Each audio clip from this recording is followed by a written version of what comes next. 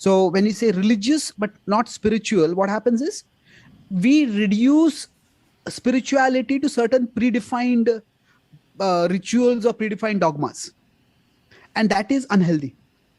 On the other hand, if somebody says I'm spiritual but not religious, and in that sense they reject all religion completely, then what happens is they reduce spirituality only to a set of experiences which are highly inconsistent and unpredictable, non-replicable.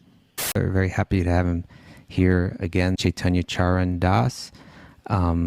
He's a monk currently he lives in the Govardhan Eco Village, just a couple hours outside of Mumbai. But we also know him as the spiritual scientist. He's a brilliant engineer as well as a brilliant bhakti yogi. And we always, personally, I feel that Chaitanya Charan Prabhu is really one of the best communicators of bhakti. He's got a brain that is like very dexterous, and he's in one sense it's the brain of an engineer, but he's able to in so many helpful ways explain bhakti philosophy, make it practical, make it understandable for us. So Chaitanya Charan Prabhu, welcome back to Wisdom of the Sages. Thank you, Kaustubh, for inviting me. Delighted to be here with you. And as far as the expressness of the brain is concerned, I would say that I learned from your podcast a lot about how to share bhakti in a very accessible, sensitive, as well as consistent way. So I'm grateful to be here and to be of some service. It's very popular for people. I forget the statistic. I mean, you may even know it, but like from what I understand, there's a very large percentage of people in Western countries that now identify with no religion, but identify as being spiritual. But what that actually means is not always really well articulated. It can be vague. True.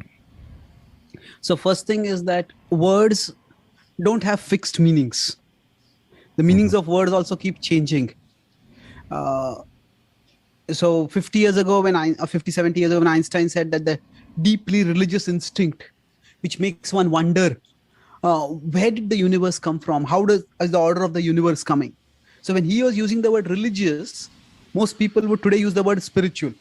Right. So let's look at first, when people say spiritual but not religious, in what sense are the words being used? Now, that's not the only sense in which the words are used.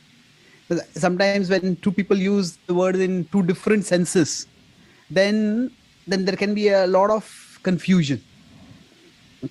So conflict where there really is none. Yeah. Like maybe they're actually in agreement, but they have different ideas of what the terms mean. Yeah, exactly.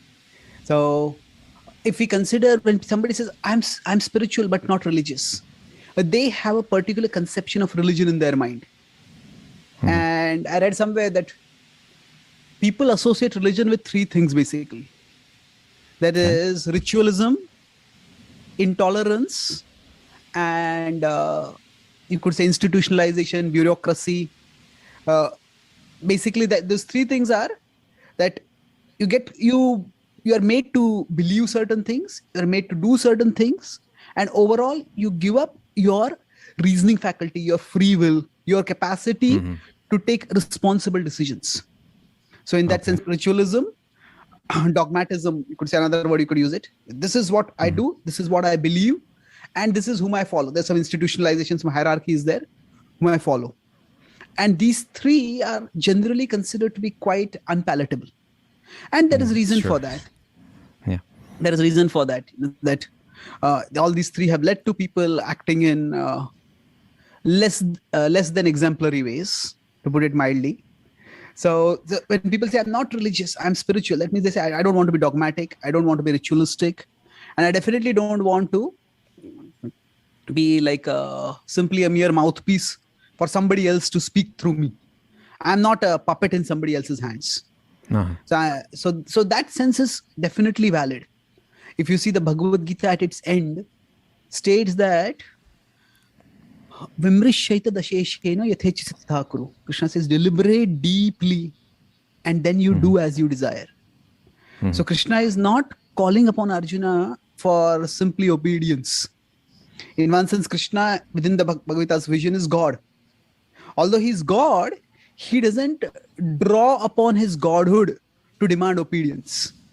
If that's what he had wanted, then he could have just completed the Bhagavad Gita in 6 words. I am God, obey me, fight. And that could have that could have been the entire Gita. But he doesn't do that. So the idea is the Bhagavad Gita itself is a book of deliberation. So that aspect of being dogmatic or irrational, the Bhagavad Gita does not support that. Then another thing that the Bhagavad Gita is the last verse is one of its concluding verses, Sarva Dharman Parityajya Mamekam Sharanam Vraja. So that can be actually said to be a call to give up religiosity. Sarva Dharman Parityajya. That ritualism specifically. Give up all rituals. Give up all ritualistic ideas of what you should be doing. And Mamekam Sharanam Vraja. Do the things that will help you come closer to me. That will help you evolve spiritually so that you come closer to me.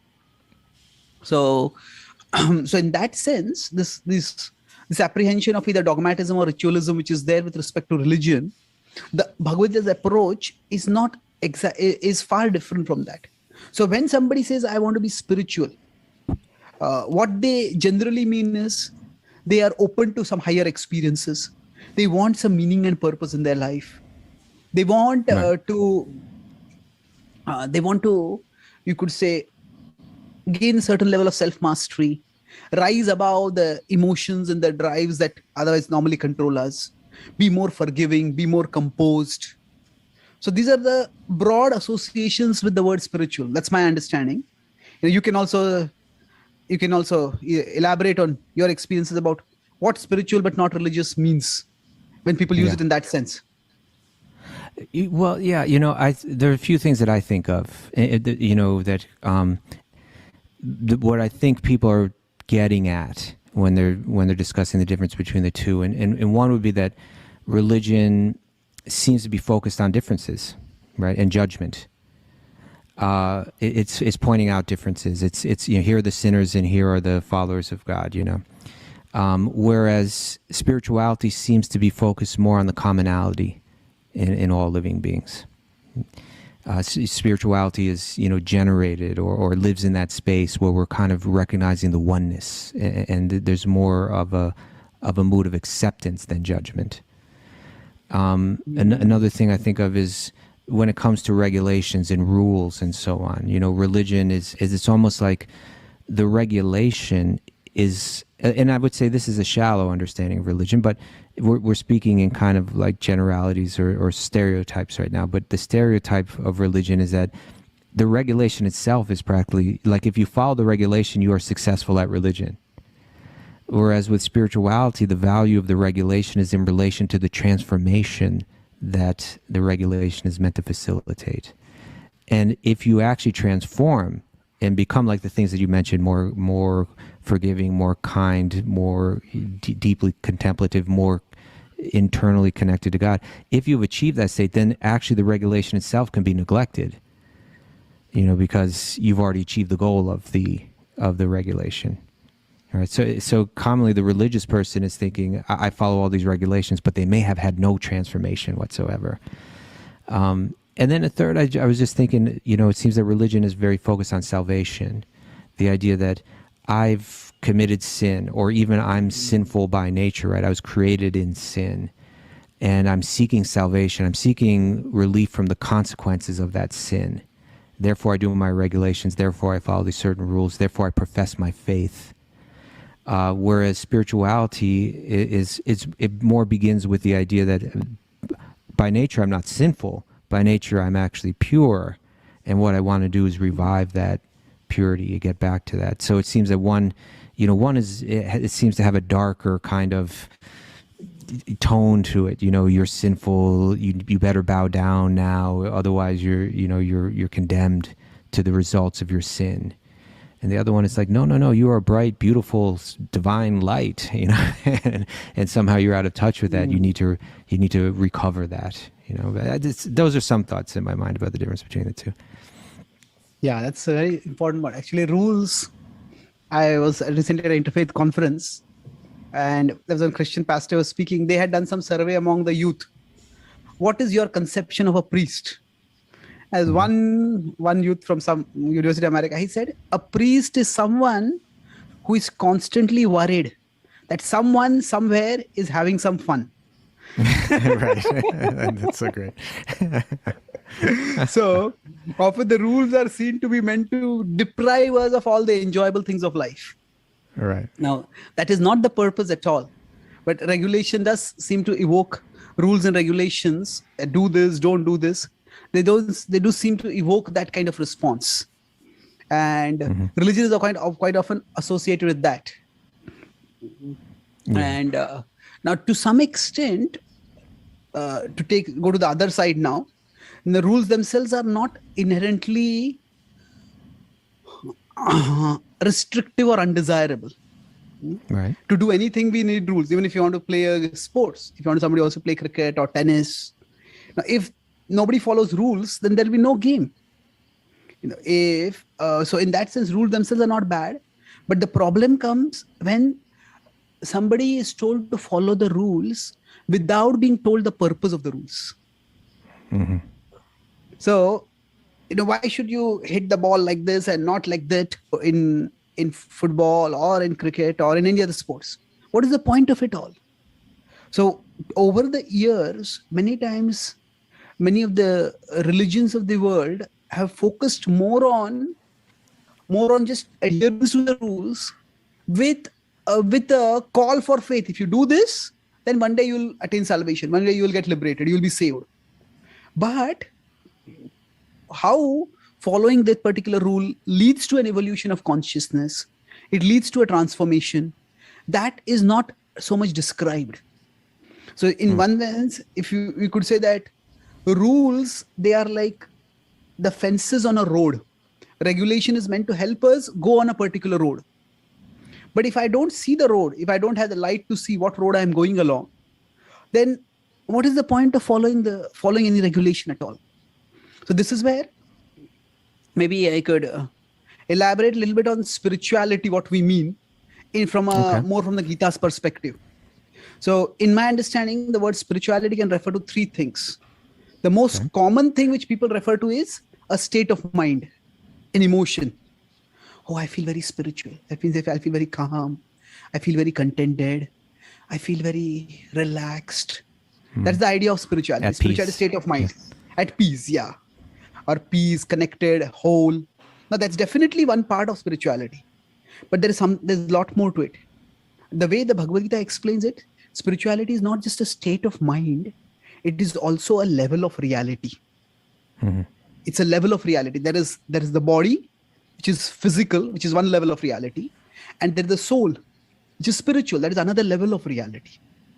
So that's the second aspect. And from the Bhagavad-gita's perspective, that is the fundamental differentiation. And what is material is that which is temporary. Na sato vidyate bhavo, na bhavo vidyate sataha. And everything material is temporary. And we long for things that are enduring. And that's why, in one sense, the human search for security, it may be through our security, should be through our physical health, through our bank balance, through various social arrangements. The search for security is ultimately a search for spirituality. And a search for spirituality is not in a vague sense, it's a search for spiritual reality. So that is, there's a level of reality which is spiritual. And when one gets to that level of spiritual reality, then naturally one experiences the state of mind which we call as spiritual. So in much of contemporary parlance, spirituality is seen as a state of mind, as an emotional state of emotions, state of mind. But how do you get that state of mind? That state of mind is actually connected with a level of reality. Okay. And then a third aspect of spirituality is the process to get to that level of reality. So, for example, yoga, meditation, prayer, mantra chanting, these are all spiritual. What do we mean by that? That means they are pathways or processes for getting to that level of reality. And so if we can compare, say, a metaphor of a mountain. So somebody is at the bottom of a mountain and they get a glimpse of the peak of the mountain. Maybe there's a lot of clouds over there. There's a thick cover of greenery, because of which they don't see the peak of the mountain. But the peak of the mountain is extremely beautiful. When they get a glimpse of that peak, it's one of the most uplifting sights they have ever had. So getting that occasional sight of that higher reality, that is like the spiritual state of mind that leads to what we call as spiritual experiences. So I may be at the bottom of the mountain, but from there I might occasionally get a glimpse of the peak of the mountain. So I experienced that it was such a spiritual experience for me, you may say. So that's wonderful if somebody has a spiritual experience like that.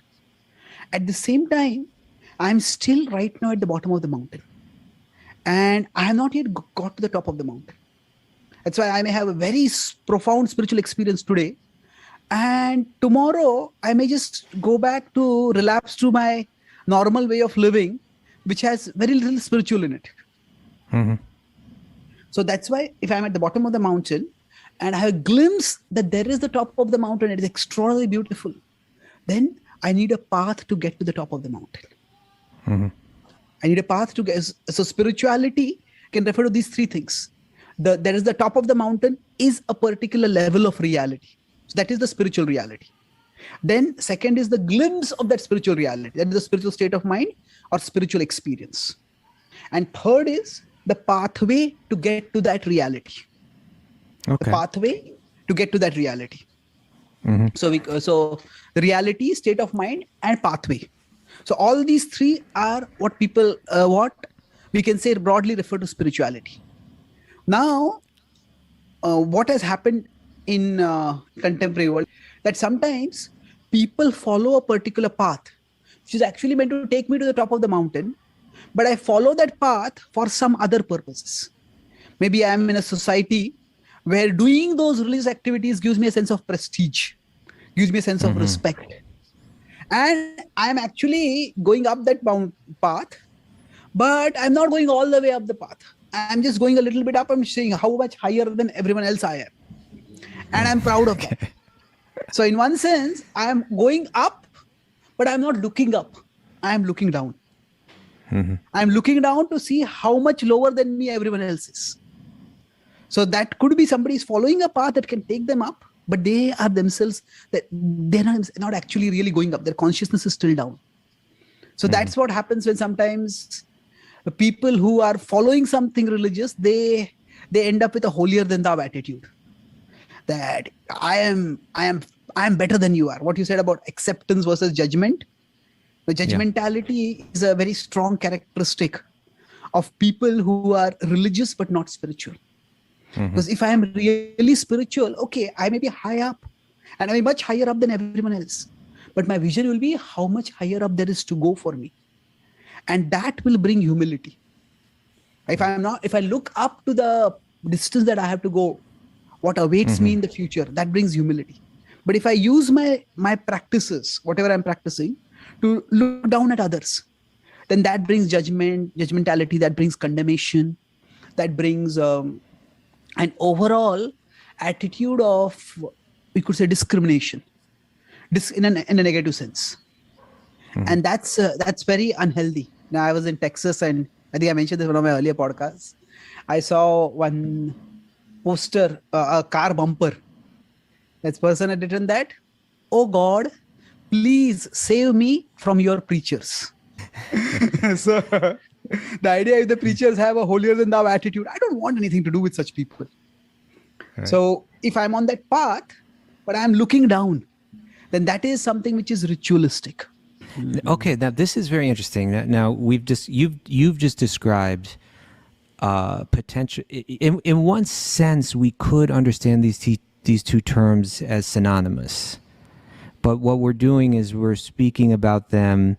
We're creating the distinction between them that is commonly held. We're trying to articulate it and show how they could be understood different, right? Which is fine. Okay. And I think just one minute. Yes. Sorry, regarding the synonymous and difference, I forgot to mention one thing. Generally, when I talk about spiritual meaning, three things: the state of mind, the level of reality, and the process to attain that level of reality or attain that state of mind. So generally, that process is what is called as religion. Right. But many people, if they don't know, okay, there is a higher level of reality to be attained, then what happens is they just do the religion without the spirituality.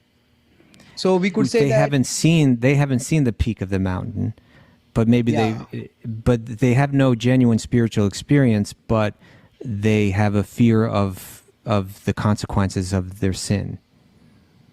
Yes. So they take up the process. Yes, that's true. They have now, even religion itself is not necessarily a bad thing. That's at some level, some level of fear of accountability, or fear or accountability, that is good in one sense. But if you consider in terms of any relationship, say a parent-child relationship, the children should have a healthy fear of their parents. But at the same time, the relationship cannot always stay at that level of fear. It has to evolve to higher levels. If it doesn't, then it becomes problematic. If fear is the basic denominator for the relationship, then eventually, once the child grows up and feels that now I have my autonomy, I have my own independence, then that relationship, rather than evolving, it devolves. It leads to rebellion, it leads to rejection.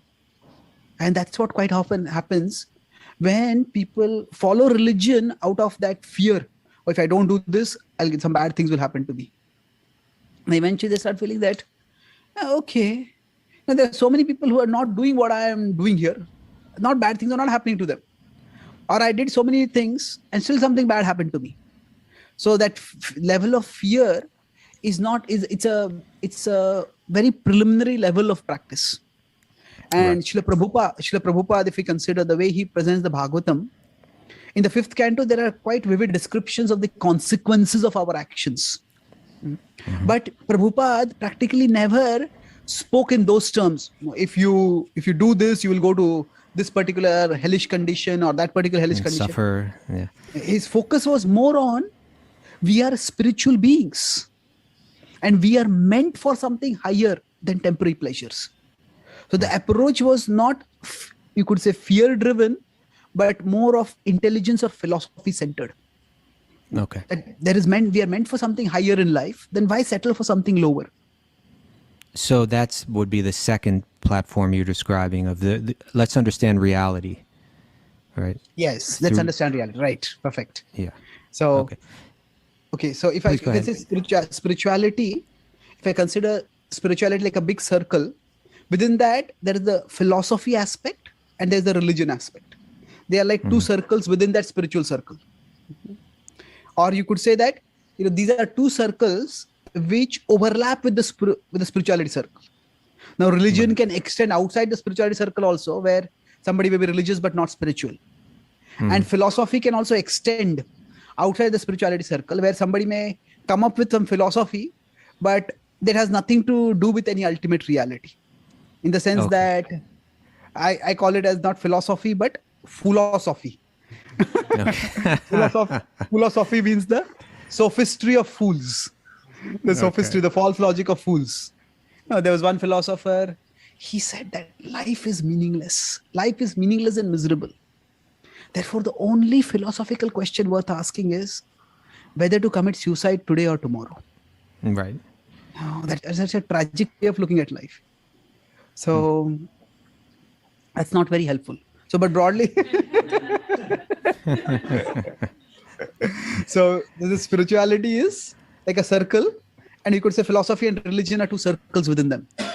Now, if I might just, so you just clarify something, I find that's very helpful. You said there are these three aspects to spirituality. One is the spiritual consciousness, which is the top of the mountain and which is the goal. And then the second one is, you could say, now you're kind of characterizing as the philosophy, the understanding of reality. And then the third one was the path, the rituals, the practices, the regulations, etc., that you follow to move towards that ultimate top of the mountain, to the goal, to the spiritual consciousness. And so what you're pointing out is that, and what Bhagavatam points out, right? Like Bhagavatam will begin by saying all of the regulations that you practice, if they're not leading to remembrance of Krishna, which is the spiritual experience, then they're a waste of time. Right? Yes. And similarly, one's philosophy, if also not engaged for that purpose, is also a misuse of it. And so what Bhagavatam is trying to do is align like all three. Understand what the spiritual goal is. Understand what reality is, so that you everything becomes clear to you, and understand and take the practices that are laid out, the quote unquote religious practices, and engage them for no other purpose but for achieving that goal. And if you get too caught up, if you don't have a clear picture of that spiritual goal or what spiritual experience is, and sometimes we get glimpses of that, and sometimes or it's spoken to us, but if you don't have that clear in the mind, then it's likely that you get too caught up in just the ritual. If you don't have also an exemplar, right, like someone who is deeply spiritual, it is easy to get caught up on that level of the ritual, of the religious, of the process. The process means everything, but it's not even moving in the direction of the goal. Yeah, it's beautifully put. If you connect this with the nature of understanding the nature of reality is the purpose of philosophy, and then outlining the path to get to that higher level of reality. That is you could say essentially religion. Religion means to bind us, to connect us, to link us with the ultimate reality. Now the journey is a journey of consciousness. So what is it that is at the bottom of the mountain, and what is meant to get to the top of the mountain is our consciousness. So now it is the consciousness which experiences. And within the consciousness, there can be many different experiences we have. In fact, we can say at every moment we are experiencing something. Some experiences are relatively more memorable. Many are very easily forgettable. But beyond whatever experiences we have, there is the experiencer. And the experiencer can rise to a higher level of reality. So at one level, spirituality is such that anybody can experience the spiritual anywhere. I may be right at the bottom of the mountain, but sometimes because of some reason, I might just get a glimpse of the top of the mountain. So if you look at the history of spiritual people across the world, sometimes when they are in the midst of great distress, or they're in the middle of some even doing some depraved actions, at that time suddenly they have an awakening. Sometimes some people can have an awakening in a more sanctified kind of more of a spiritual kind of place, but you get a glimpse. So the experience is wonderful whenever we have it, but for that experience to become regular, there has to be the journey of consciousness. And so if we consider the nectar of devotion, the Bhakti Rasamrita Sindhu, it doesn't talk so much about spiritual experiences as spiritual states. Spiritual states. So experience is something which can come and go, but a state is relatively more steady. So if I'm at the bottom of the mountain, I can get some glimpses of the top. But if my consciousness has journeyed upward, then the vision of the top becomes much steadier. Right. So we want to go toward that spiritual state of consciousness. That's so interesting. Yeah. Yeah. I was trying to think, I think most people that are using these terms and so on, there's a gradation of their understanding of even what they're trying to say. Sometimes their own experience can be a little bit hard to articulate or even understand. Like, for instance, I think a lot of times when people that identify as spiritual, when they speak about spirituality or their own spiritual experience, often it'll have to do with the connection to nature, right? Like, for instance, yesterday, where I'm staying, there's a river very beautiful river nearby, and a quiet spot. And I just went there. I went there alone, and and I dove into the river, and I spent time there. And I'm looking up the river, and I see, the river. There's a waterfall, like a small waterfall that the river is coming, and I can see the mountains in the background where the river is originating.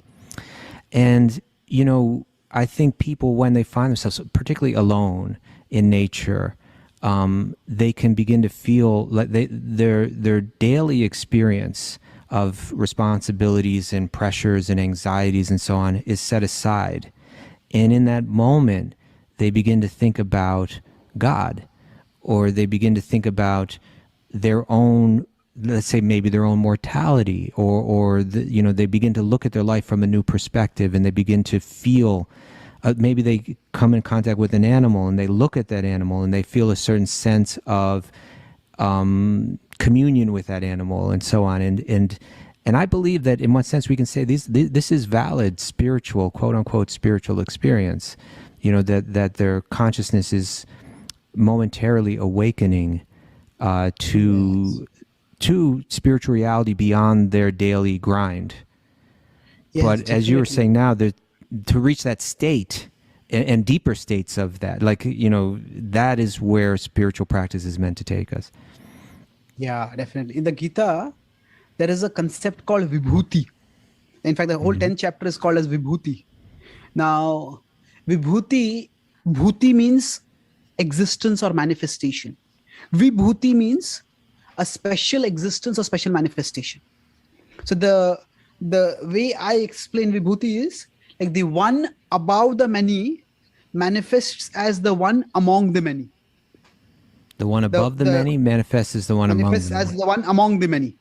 Uh-huh. So that could be in that nature, we could say, if we see a river, a mountain, a rainbow, these are one among many things existing within this world. But when we perceive them, we experience something beyond. We are not just, when we see the beauty of a mountain, see the beauty of a rainbow, we're not just perceiving that particular structure. We're experiencing something higher through it. Mm-hmm. So it is an experience of the divine. So this can apply to various things. It can, even Krishna says actually, Jayosmi Vyavasayosmi. He says, I am adventure and I am victory. So when some people have these living on the edge kind of sports, bungee jumping from a mountain top or from a plane, the thrill that they're experiencing is actually an experience of God. So the Gita tells us that our deepest experiences are actually our experiences of Krishna. Whatever is the deepest experience we have, that is our experience of Krishna. Mm-hmm. However, we may not realize that we are experiencing Krishna. Right. You may say, oh, this is something special. This is something extraordinary.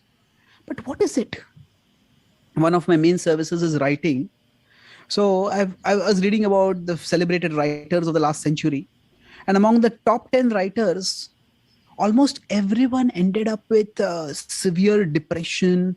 7, 8 of them committed suicide. And I read a little bit about it, what exactly happened. And one of the authors, she wrote that I cannot bear living with the thought that my best is behind me, not ahead of me. Mm-hmm. Right. Now, what she meant by that was that actually when somebody is creative, somebody is, say, writing something, and they really write something well, at that time, it's not just their writing. It's almost like they connect with some source of ideas and energy from above, which works through them. And that's how they've been able to write something which becomes a classic. And then now next time when they try to write it, they're just not able to do it. Because that higher reality that is manifesting through them, it's no longer manifesting. And then it becomes unbearable. I was this good a musician, I was this good a writer. Right. Now I'm not able to do that. Just not able to do that. So that experience of, now the many words, even professional circles use the word flow. I'm in a flow now. So that's a state of peak performance. So that is also actually experience of the divine, experience of the spiritual. The point is that we all experience something higher during various courses of life. So suppose somebody is watching a cricket match or any sports match, or maybe somebody's even watching a TV show and somebody's acting very well over there. Mm-hmm. Then they're captivated by that. So anything special that draws our attention, the Bhagavad-gita says that is a manifestation of the divine. Right. Recognize it. Yeah, it is a manifestation of the divine. The challenge, however, is that although everything attractive comes from the divine, everything attractive may not take us toward the divine. Mm-hmm. So, yeah, so somebody can have spiritual experiences by through any means practically. But will those means steadily take me toward the spiritual level of reality? That is the key question. So these extraordinary experiences we all have at various times. And when we have those experiences, what do we do after that?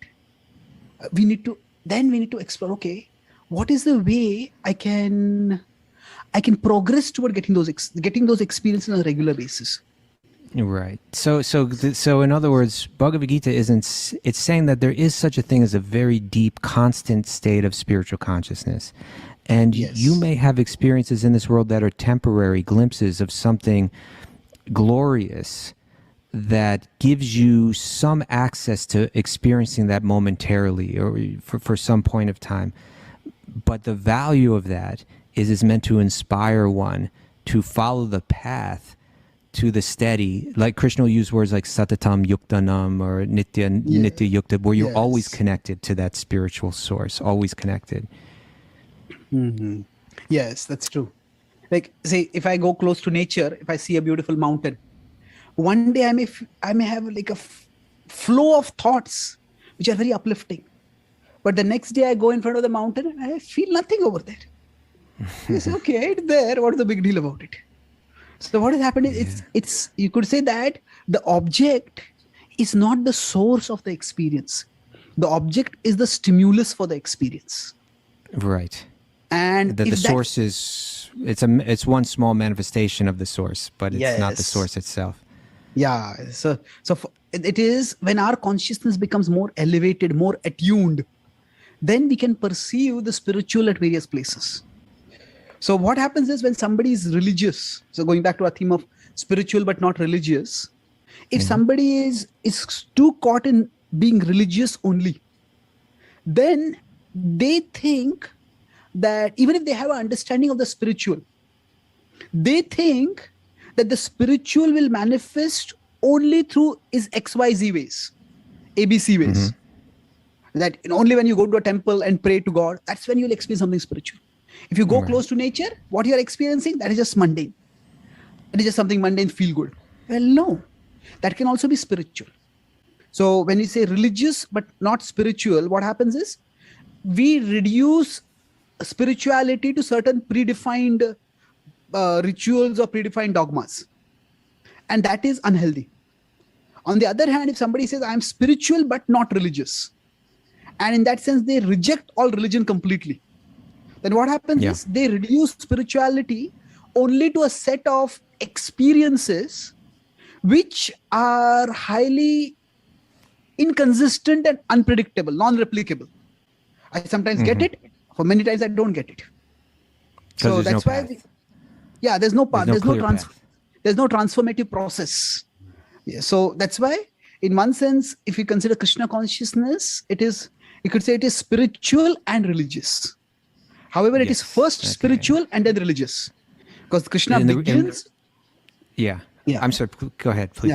No, because Krishna begins with analyzing the nature of reality. First, he says that our essential core is non-material. Our identity transcends our biology and our psychology, both. We exist different from our bodies, even different from our mind and our emotions. So he begins with the spiritual aspect of reality, and then he talks about a pathway. So in one sense, to be transformed, to rise to the top of the mountain, we need to be both spiritual and religious. Religious doesn't mean simply following certain rituals, but adhering to a particular path, having a certain kind of discipline by which we can rise up the mountain. Yeah, I love that. And of course, Bhagavatam is starting right there by saying your religion, your regulations, and so on, they become meaningless if they're not leading to the goal. Shramaya vahi keval. It's a very strong phrase. It's just a waste of complete waste of time. It's actually even stronger. Shramaya vahi kevalam is not just a waste of time. It's almost like it's a wasted labor. Shrama is actually not just time. It's effort. Yeah, Shrama is effort, but it's just a wasted effort, wasted labor. So if one is not actually going toward the top of the mountain. Yeah. But I also appreciate what you said, because we spent, and I think maybe amongst people in quote unquote spiritual circles, we may spend a lot of time condemning the shallow religious thought that's not leading to that. But it's also prudent for us to consider, for any person that considers themselves to be spiritual and not religious, is my aversion towards quote unquote religion, is it really because I'm getting to the essence? And I'm trying to rid myself of all the cultural baggage that comes with religion, all the guilt and all the repression and meaningless ritual and so on? Or is that, aversion to religion, does it stem from my aversion to regulating myself? Do I actually, not have the self-discipline? And therefore I've kind of rationalized that by saying I'm spiritual, not religious, which I think is a very real phenomenon too. True. What happens is that at one level, disciplining ourselves in any way is painful. The Bhagavad-gita says that which tastes like poison in the beginning will taste like nectar in the end. Right. But most of us, the nectar seems to be too far away and the poison seems to be too much right now. Yeah. So we say, why should I have any kind of discipline? And saying that I'm spiritual but not religious can lead to a rejection of any form of self-discipline, any form of regulation as repression. So one way I differentiate between regulation and repression is that regulation means, if you consider a flow of water. Now, if you have a channel by which the water is directed toward a particular path, and repression means the water is just kept in a particular place without any direction at all. So it's like, don't do this, don't do this, don't do this, don't do this, don't do this. Okay. Right. What am I to do? What is the direction? What is the direction I'm going to do? That's a great analogy. Prabhu, we're running out of time, but I just thought maybe just to get your thoughts on this, because hearing this comment, you've really clarified some things for me very nicely today. I appreciate it. I'm thinking that when we look at Bhagavad-gita, and we look at Bhagavatam, the two, let's say, most fundamental bhakti shastras, the two most important texts that delineate what is bhakti, how to understand bhakti, how to practice bhakti. It seems to me like you could characterize the purpose of these books as distinguishing, as the encouragement to transcend religiosity and take it to the spiritual level. That's where Gita starts. And it seems like that's where they both start. And in one sense, not only do they start there, but like they begin and end there. It almost seems like the central purpose to them. Arjuna, he gives religious arguments at the beginning of the Bhagavad Gita. And then Krishna's response to them in the second chapter, is and right up to the end, but beginning of the second chapter, he's saying, if you're just concerned with you're afraid of getting sinful reactions, you're afraid of bad karma, you're afraid of the bad reactions, and you live your life pursuing good reactions and avoiding bad reactions, then you never achieve samadhi, you never achieve a deep sense of spiritual experience. Bhogaishvarya prasaktanam taya prahita chedasam, right? Samadho navatiyate. You never achieve anything deeply spiritual. And then it goes, then the Gita will go great lengths to give, Arjuna, in one sense, in the second chapter, asks, well, tell me, what does the spiritual person look like? Like, how do they act? How do they behave? How do they walk? How do they sit? And then we begin to hear, like, spiritual qualities, even-mindedness under all different circumstances, et cetera, et cetera. And Bhagavatam, same thing, as we're saying, like, it's setting out to kind of reject. We're hearing about Daksha here. We're going to hear about Daksha again, where again, he kind of like offends a deeply spiritual person with seeing his religious duties as superior or more important. But in one sense, it's almost as if all the stories in Bhagavatam are illustrating this point from different angles. Yes, definitely.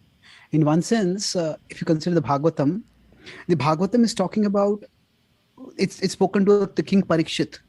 And Parikshit is actually a very religious king. He respects the sages. He's himself he's not only following, but he's ensuring that religious virtue is maintained in society. He disciplines the dark age of the personified age of Kali, who is trying to spread a religion.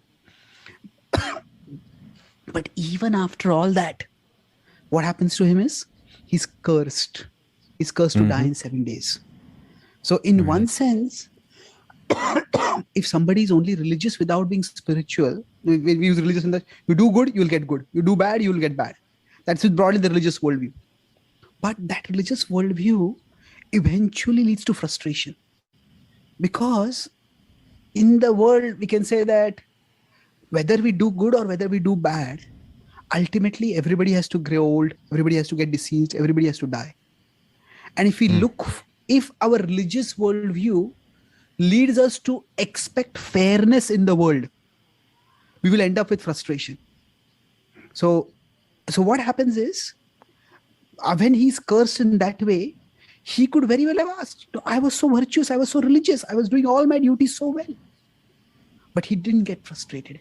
He saw that curse where he was to die in 7 days as an opportunity to rise to the spiritual level of consciousness. Where he put aside, so even if religion doesn't make one dogmatic, even if religion doesn't make one judgmental, even if religion doesn't make one irrational, but even then, religion alone cannot really equip us to face life's challenges. This is one of the key reasons why people lose faith. See, I did so much for my religion, for my God, and still why are so many sufferings coming in my life? So Arjuna at the beginning of the Gita is right there as well. Yeah. See, Arjuna, I was going to talk about that also, that he was actually, he had, you could say, ethical dilemma. He's a good person. Should I fight to gain the kingdom? Should I fight against my relatives? What should I do? He was torn between two duties. The duty of protecting his citizens from a ruler who was an aggressor, exploiter, and the duty of protecting his dynasty, because that exploiter was a member of his dynasty. So what does he do at that time? So ultimately, just a religious worldview, it has its value, but life's frustrations will eventually bring us to a place where even our religion will not be adequate. And that's where, if the spiritual dimension is there, then we can rise toward a higher consciousness. Gotcha. Otherwise, we will end up frustrated. So he said that there is, or as Bhagavatam will say, we won't achieve Atma Suprasidhiti, the complete satisfaction. Yeah, Suprasidhiti. There is what you talk about salvation. There is release from distress, and there is relief amid distress. So we could say the ultimate purpose is that we want to release from distress. That is the state of attaining the top of the mountain. But if somebody is expecting that my religious practices in this world, I'll get released from distress, that's not going to happen. But if my religious practices can help me raise my consciousness above my situations, by circumstances, then we can experience relief even amid the distress. The distress is there, but our consciousness rises above. They're like, I'm at the bottom of the mountain, there is a flood, there is a famine, there is a volcano. But if my consciousness is risen above, then I am not affected by that. So that's why, yes, religious practice is important, but the most important thing is understanding the spiritual and pursuing the spiritual. Prabhu, you have, as always, been very helpful and enlightening and illuminating to us. I thank you for joining us again. We plan on bringing you back many, many times. But it's been a pleasure having you here today. Thank you so much. Thank you, bro. It's wonderful having this discussion. Hare Krishna.